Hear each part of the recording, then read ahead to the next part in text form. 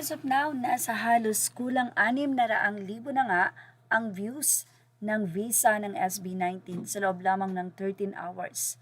Mayroon naman itong 9,488 comments habang nasa 66,000 ang likes nito.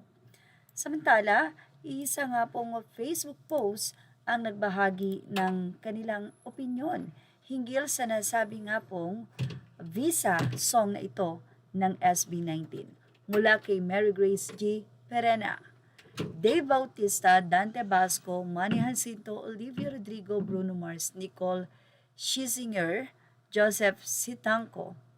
Well, mga Filipino artists na nag-build ng career sa US, Canada at iba pang bansa abroad. Marami sa kanila close to reside overseas. Maybe because mas stable ang sistema, mas may support at mas maayos ang opportunities. Nakakalungkot lang isipin na minsan kapwa Pilipino pa ang nagpapahirap sa kapwa Pilipino. Yung talangka or crab mentality, yung mga unnecessary hurdles para lang kumita ng maayos. May mga stories pa about offloading issues, punit passport dahil nagpapa-overbook, or pagpapahirap sa pag-tour at pag-travel ng sariling artist natin. That lyrics na baka naman Pablo, he is considering residency outside the Philippines. If tama man ang interpretasyon ko, can we really blame him if the system itself make things harder instead of protecting and supporting our artists?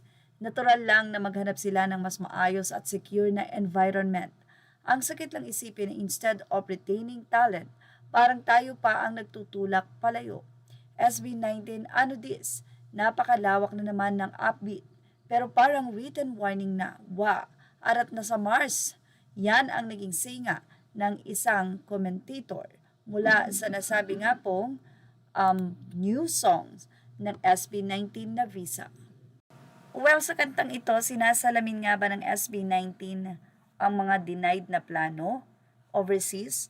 Or may mga plano ba sila na mag-concert US or sa mga mas malalaki pa talagang country na nais nga ng SB19 na pasukin?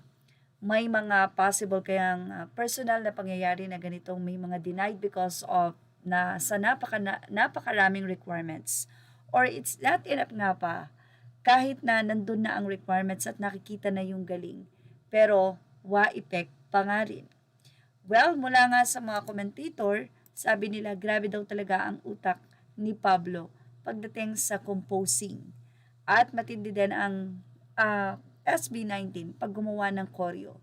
Talaga namang ito ay muli na namang pinag-usapan sa social media. Well, ano masasabi niyo about dito? Ilagay na ang inyong opinion sa ating comment section. Images are all credit to the rightful owners. Please like, share, and subscribe, and thank you for watching Showbiz Now.